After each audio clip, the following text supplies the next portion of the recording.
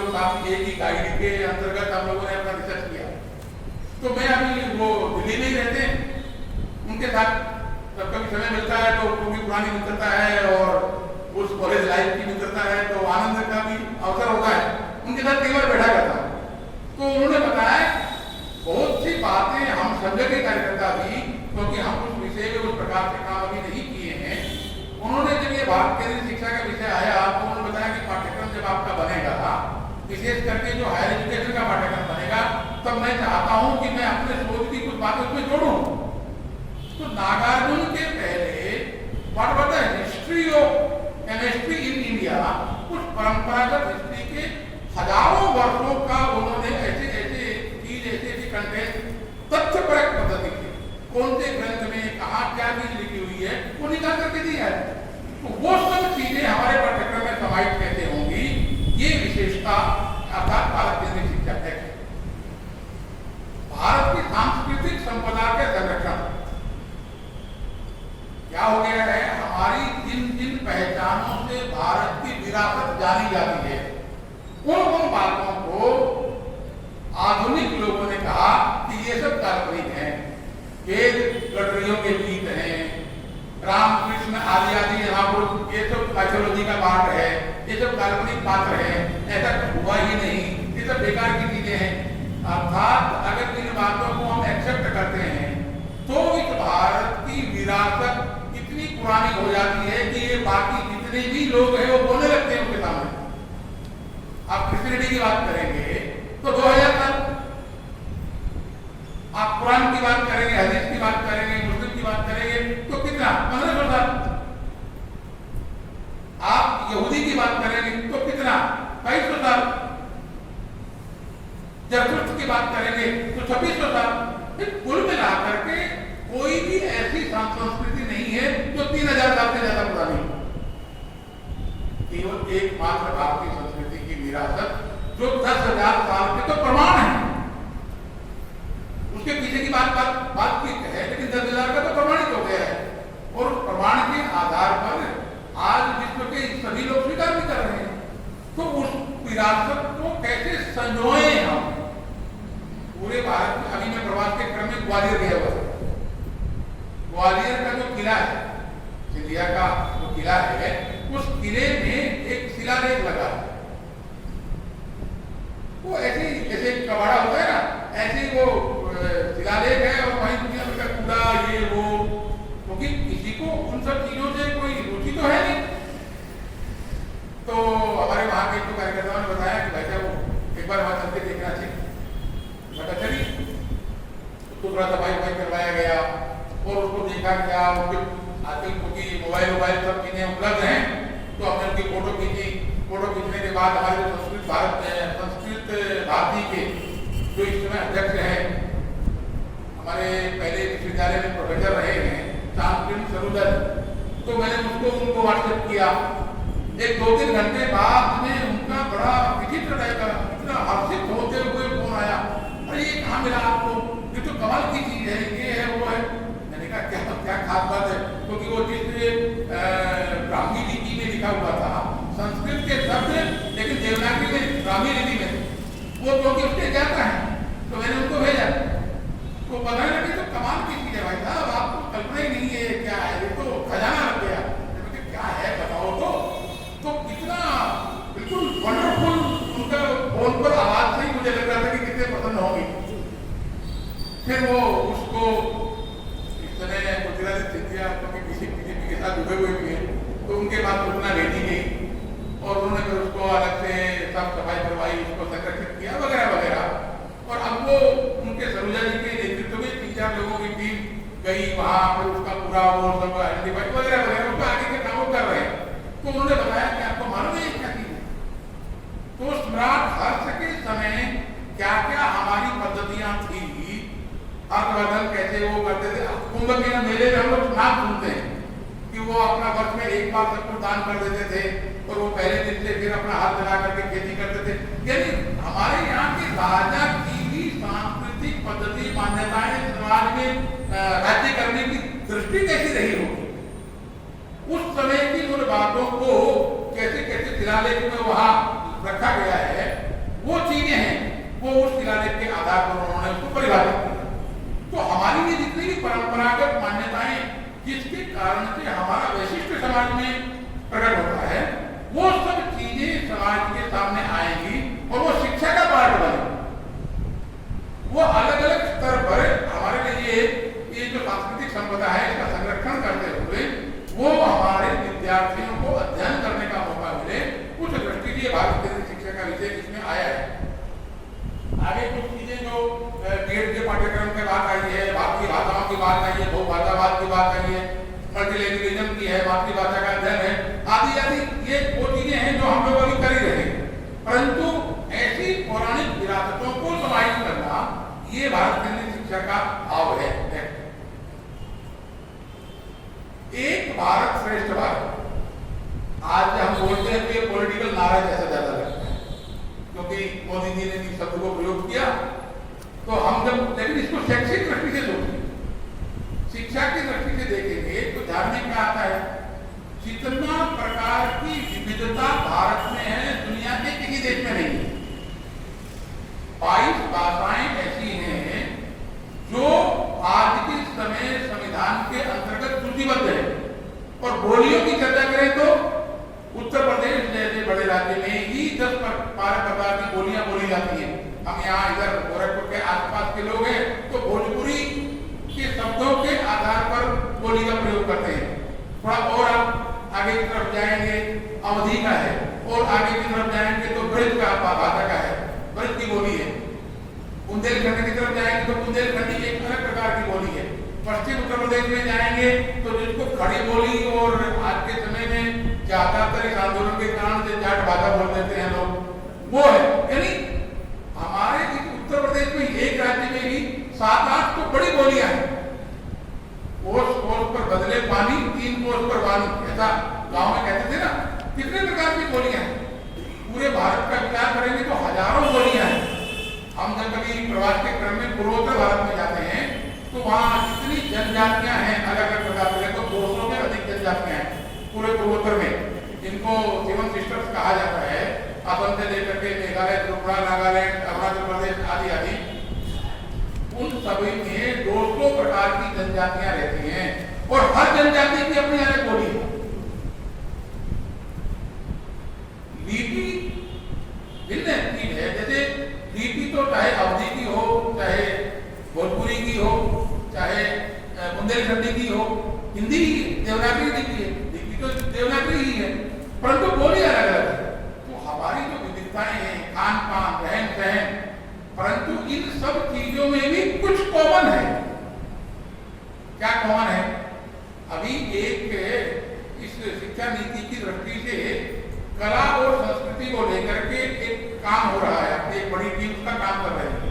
तो अभी एक तो पहली रिपोर्ट उन्होंने प्रस्तुत की खेलों को लेकर के, ये अपना गिल्ली डंडा खेल है ना, ये तमिलनाडु में भी खेला जाता है, ये पूर्वोत्तर में असम में भी खेला जाता है, वो मेघालय और अरुणाचल प्रदेश में भी खेला जाता है, और वो जो कश्मीर की जो डोगरा बेल्ट है वहां भी खेला जाता है, और उत्तर प्रदेश, बिहार इत्यादि है तो खेला ही जाता है।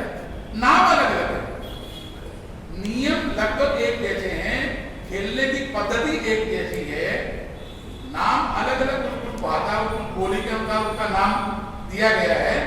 परंतु आखिर विचार करने का विषय इसमें क्या है? जब एक भारत की बात करते हैं, आखिर कभी न कभी 500 साल पहले, 1000 साल पहले जब इस खेल का प्रारंभ हुआ होगा तो एक साथ तो पूरे देश में नहीं प्रारंभ हुआ होगा, कहीं न कहीं पहली बार कहीं से शुरू हुआ होगा। गोरखपुर से शुरू हुआ, जैसे समुद्री योजना आज पूरे भारत में हो गए, और भारत के बाहर 4 देशों तक हम लोग गए हुए हैं। तो ये जो भी विषय की बातें हैं, ये प्रारंभ तो किसी एक स्थान से हुआ होगा ना। फिर आप विचार करने का विषय ये, आज तो साधन इतने तेज हो गए, छोटे से छोटे मोटरसाइकिल और स्कूटर से लेकर के रॉकेट तक हम चलने की बात करते हैं। उस जमाने में अगर केवल बैलगाड़ी युग की बात होती थी तो गोरखपुर से पैदा हुआ गिल्ली डंडे का खेल वो तमिलनाडु में कैसे पहुंचा होगा, कौन पहुंचाने गया होगा? और ठीक वैसे ही पद्धति जैसे यहाँ खेल रहे हैं वैसे वहां भी खेल रहे हैं। भाषा वहां की अलग होगी परंतु खेल की पद्धति वही है। तो कौन पहुंचा करके गया हो, कौन लेकर के गया होगा? अर्थात ये भारत विविधता होने के बावजूद भी एकात्मता सांस्कृतिक जड़ों में है। वो केवल हम संघ वाले बोलते हैं ऐसा नहीं है, ये प्रकृति प्रदत्त है, ये नेचुरल सेंस के अंदर है। खेलों की जो रिपोर्ट आई उसमें लगभग उन्होंने 300 खेल ऐसे निकाले हैं जो पूरे भारत में किसी न किसी रूप में खेलते हैं। वो बालिकाएं खेलती है ना, मुक्की फेंकते हैं, जो बहनों को ज्यादा मालूम होगा, लकड़ी एक क्या नाम है इधर, क्या बोलते हैं, हाँ इक्कड़ दुक्कड़ जो भी है। तो उसको हो सकता है केरल में किसी और नाम से, लेकिन केरल की भी बालिकाएं वो खेलती। उस रिकॉर्ड में उन्होंने पूरा क्या नाम है बाकायदा एक डेढ़ मिनट की उसकी वीडियो क्लिप बना करके वो पूरी रिसर्च जो है वो प्रस्तुत रिपोर्ट जो प्रस्तुत की गई, केरल की बालिकाएं कैसे खेलती है, उत्तर प्रदेश की बालिकाएं कैसे खेलती हैं। तो खेल देखने से लगेगा कि खेल तो एक ही है, आवाज को अगर आपने बढ़ा दिया, वॉल्यूम बढ़ा दिया, तो फिर भाषा से लगता है कि ये उस प्रांत के देश की बात है। अर्थात एक भारत श्रेष्ठ भारत, जब हम भारत केंद्रीय शिक्षा की बात करते हैं तो ये हमारी जो पौराणिक जितनी भी मान्यताएं और पद्धतियां हैं, ये जब उसमें समाहित होंगी तो एकात्म भाव पैदा होगा। ये जितने भी प्रकार के झगड़े कराने की बात आती है, उत्तर से दक्षिण की, आर्य आए द्रविड़ों को मार करके भगा दिया और दक्षिण में चले गए, ये जितने भी प्रकार की विभेदकारी नीतियां हैं वो सब खत्म हो जाए, क्योंकि हजारों साल की इन मान्यताओं के आधार पर एक भारत की एकात्मता का स्वरूप ये नेचुरल प्रोसेस है, ये प्राकृतिक रूप से बना हुआ है। खेल की जैसे एक रिपोर्ट आई, ऐसे वो हर विषय में रिपोर्ट तैयार कर रहे हैं, पूजा पद्धतियों को लेकर के, देवी देवताओं को लेकर के, मान्यताओं को लेकर के, वो सभी रिपोर्ट प्रस्तुत तैयार की जा रही हैं। उसमें से सेंस क्या निकालना है, सेंस ये निकालना है कि हम समाज के सामने इस शिक्षा नीति के आधार पर इस एकात्म भाव को जब प्रकट करेंगे तो ध्यान में आएगा कि ये ऑलरेडी प्रूव्ड है, ये कोर्ट में मान्यता प्राप्त है कि ये भारत एक है, ये विविधताएं हैं। जैसे शरीर के अंदर विविधता होती है, हाथ की अलग विविधता है, और हाथ और पैर एक जैसे नहीं हो सकते, बनावट प्रकृति ने अलग दी है। आंख और कान एक जैसे नहीं हो सकते, दोनों का काम भी अलग प्रकार का है। आप कहेंगे कि दीदी साहब इन सबके अंदर भेद है, नहीं, भेद नहीं है, ये एक ही पूर्ण शरीर के अंग उपांग है। ऐसे ही पूरे भारत के अंग उपांग भिन्न हो सकते हैं, लेकिन ये श्रेष्ठता का प्रतीक है और एकात्मता का प्रतीक है, ये दृष्टि इसमें से आएगी। निष्कर्ष क्या है? निष्कर्ष ये है कि भारत केंद्रित शिक्षा तो पहले एक उसमें कहा गया कि विद्वानों के आधार पर उनकी सहमति, रेफरेंसेस के आधार पर देना, प्रमाण के आधार पर देना एक बात है, पाठ्यक्रम में समाहित करवाना एक दूसरा विषय है। पाठ्यक्रम के आधार पर वो शिक्षण की पद्धति में आए, पेडागोजिकल जो सिस्टम है, शिक्षण कौशल, उसमें वो कैसे आएगा? तो आचार्यों के प्रशिक्षण के माध्यम से जो 50 घंटे का एक मैंडेटरी प्रशिक्षण की बात आई है, उसके आधार से आएगा, और उस आधार पर वो भैया बहन जो अध्ययन करने वाले हैं उनके मन मस्तिष्क में जाएगा। कल्पना ये की गई है, तो यथार्थ भी है कि इस 2021 से जो अरुण कक्षा में प्रवेश लेगा और इस शिक्षा नीति का जैसे जैसे इंप्लीमेंट होता चला जाएगा, क्योंकि इतना बड़ा कोई भी काम, मैं कई बार कहा करता हूँ कि आप साइकिल चला रहे हो और अचानक सामने कोई बच्चा आ गया, कोई कुत्ता आ गया, कोई जानवर आ गया, तो आप क्योंकि साइकिल की गति और साइकिल का जो वाहन है उसकी जो स्पीड है या उसका जो स्थिति है वो इतनी कम होती है कि आप एक 5 फीट के अंदर ही अपने को परिवर्तित कर सकते हैं, बाएं जाना है कि दाहिने जाना है, ब्रेक मार सकते हैं। लेकिन अगर आप कार से चल रहे हो तो 5 फीट में नहीं कर सकते, और 5 फीट दूर में अचानक अगर आपको लगा कि एकदम से दिशा बदलनी है या एकदम से दिशा को रोकना है, गति को रोकना है, तो एक्सीडेंट हो जाएगा। और अगर ट्रेन को हो तो तब तो किलोमीटर लगेंगे, आप फीटों का विषय नहीं आएगा, किलोमीटरों का विषय आएगा। इस नाते से इतने लंबे समय के अंतराल के कारण से शिक्षा का जो विध्वंस रूप बना, उसको अगर परिवर्तित करना है, उसको पूरा यू-टर्न करना है और भारत केंद्रित मानसिकता पर लेकर के आना है, तो नेचुरली उतना समय तो देना पड़ेगा। 2021 अप्रैल से early childhood care and education यानी ECT यानी शिशु वाटिका, ये प्रारंभ हुआ इम्प्लीमेंट होना 2030 तक का समय, यानी 10 वर्ष का समय ये क्रियान्वयन के लिए है, और 2040 तक का यानी 20 साल का समय ये परिणाम के लिए। क्रियान्वयन प्रारंभ हो गया, क्रियान्वयन 2030 तक एलकेजी से लेकर के और पीजी तक और ग्रेजुएशन यानी सभी प्रकार की शिक्षा नीतियों के अंदर वो शिक्षा के स्तरों में परिवर्तन हो जाएगा। 2030 के बाद जो जिस प्रकार की स्थिति शिक्षा का परिदृश्य के आधार पर बनेगी, 2040 तक आते आते यानी 2021 में जिस बच्चे ने अरुण कक्षा में प्रवेश किया तो 20 साल का एक कालखंड माना जाता है कि सामान्य रूप से 20 वर्ष ये अधिकतम एक शिक्षा की जगत के लिए, अर्थात 3-4 वर्ष का बालक है तो 24-25 वर्ष का होते समय तक औपचारिक शिक्षा का अध्याय लगभग पूर्ण हो जाता है। तो 24-25 वर्ष का बालक जब वो 2040 में बनकर के खड़ा होगा, जिसने अरुण कक्षा में 2021 में प्रवेश किया है, निश्चित बात है वो वैसी पीढ़ी बनेगी जिसकी बात की जब आती है, जिसकी हम चर्चा करते हैं कि ऐसी पीढ़ी का निर्माण करना है। तो ये जो भारत केंद्रित शिक्षा है, ये केवल शब्दों का प्रयोग मात्र नहीं है, ये केवल शब्दजाल नहीं है, शब्द व्यामोह नहीं है कि एक विशिष्ट शब्द का प्रयोग करके हम केवल लोगों को आकर्षित कर रहे हैं। इसमें से ये सभी प्रकार की जो संदर्भ की मैंने आपसे चर्चा की है, वो धीरे धीरे पाठ्यचर्या, पाठ्यक्रम, पाठ्य पद्धति, कंटेंट, मटेरियल, पुस्तकें, पढ़ाने की पद्धति, पेडागोजिकल सिस्टम, आचार्यों की कार्यता, आचार्यों का वैश्विक से 50 घंटे का मैंडेटरी प्रशिक्षण, इन सभी प्रकार के आयामों से गुजरते गुजरते एक कुछ प्रकार का स्वरूप बनेगा, जिस स्वरूप के आधार पर हम जिस प्रकार के भारत के निर्माण की कल्पना कर रहे हैं कि शिक्षा के माध्यम से कुछ प्रकार का भारत बनेगा। इस नाते से इसका फोकस पॉइंट ये तय किया गया कि भारत केंद्रित शिक्षा अर्थात केवल कुछ विषय पढ़ा देना, कुछ महापुरुषों के बारे में बता देना इतना उद्देश्य मात्र नहीं है, एक समग्र सांगोपांग परिवर्तन की स्वरूप तैयार करना ये इसके पीछे का उद्देश्य है। धन्यवाद।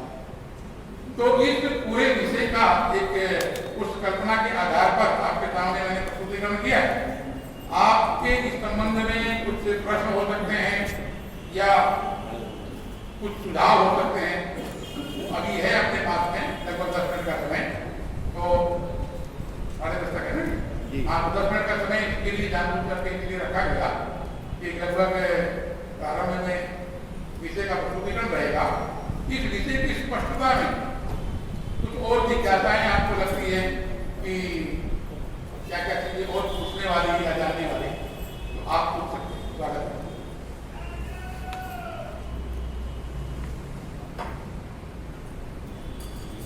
बताइए।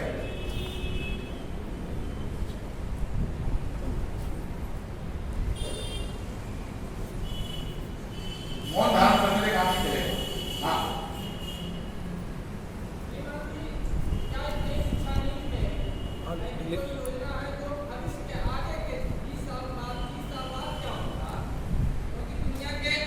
की अपेक्षा अपने देश की शिक्षा व्यवस्था निश्चित रूप से अभी पीछे है। अगर हम दुनिया के देशों की तुलना करें तो आज अंतरिक्ष में अपने परिस्टेशन वगैरह बना रहे हैं। आप समय सिद्धता की बात करते हैं जी। ऐसा है कि वो जो शिक्षा नीति का इसमें एक पुस्तक है, आपने देखी है शिक्षा नीति? बड़ी नहीं पढ़ पाए, ये तो घटना ही है, ये जो सवाल आ रहा है ये है शिक्षा नीति।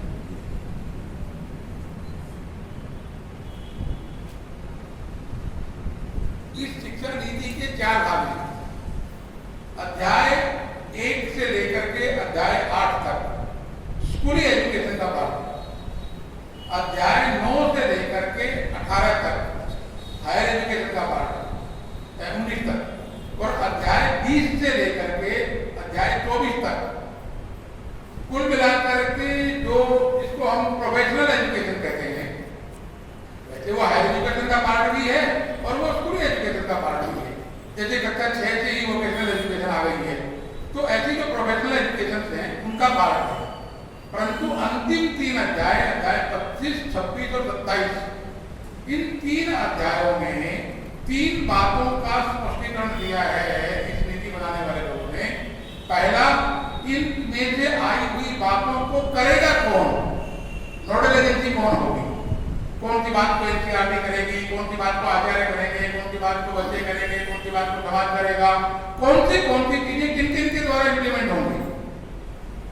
दूसरा है बजट, क्योंकि सब चीजें एकदम से बिना पैसे के तो होगा नहीं, सरकार के तंत्र में हो चाहे किसी के तंत्र पर हो, जब हो रहा होगा काम तो बजटिंग की व्यवस्था क्या होगी। और तीसरा जो आपने प्रश्न किया ना टाइम लाइन, कितने दिनों में कौन सी बात हो जाएगी, उसका वर्णन इसमें किया है। जैसे 29 जुलाई 2020 को शिक्षा नीति लॉन्च हुई, 1 अप्रैल 2021 से जो पहला चरण है 5+3+3+4, इस 4 चरण जो स्कूली एजुकेशन के बनाए गए, उसमें जो पहला चरण है 5, जिसको कहा गया early child care and education, प्रारंभिक बाल्यावस्था की शिक्षा और देखभाल, ऐसा शब्द प्रयोग किया गया, जिसमें शिशु वाटिका के 3 यानी अरुण, उदय और प्रभात, और कक्षा 1 और कक्षा 2 इसको फाउंडेशन कोर्स कहा गया। यानी ये जो 5 वर्ष का विषय है, इसका शुरुआत 1 अप्रैल 2021 से होगी। उसका नेक्स्ट पार्ट कक्षा 1 की पुस्तक, कक्षा 3 की, कक्षा 6 की और कक्षा 9 की, ये 2022-23 के सत्र में आपके सामने आ जाएगी। उसके बाद की पुस्तकें उसके अगले सत्र में आएगी, 22-23, 23-24, 24-25। इन 3 सालों के अंदर कक्षा 1 से कक्षा 12 तक की सब किताबें बदल जाएगी। जो भारत केंद्रीय शिक्षा की बात कर रहे हैं उसके अनुसार जो पाठ्यक्रम निर्माण हो रहा है, तो अभी किताबें बदलेंगे, उसके पहले तो पाठ्यचर्या बननी चाहिए। तो अभी 20 दिन पहले नेशनल करिकुलम फ्रेमवर्क की स्टीयरिंग कमेटी घोषित हो गई, जिसका मैंने अभी संदर्भ दिया था कि 12 लोगों की कमेटी है, कस्तूरी रंजन जी उसके अध्यक्ष हैं और विद्या भारती के 3 कार्यकर्ता उसमें हैं 12 लोगों में से। तो इनको समय दिया गया कि 31 दिसंबर 2022 तक 31 दिसंबर 2022 तक आप पाठ्यचर्या का काम पूरा करेंगे।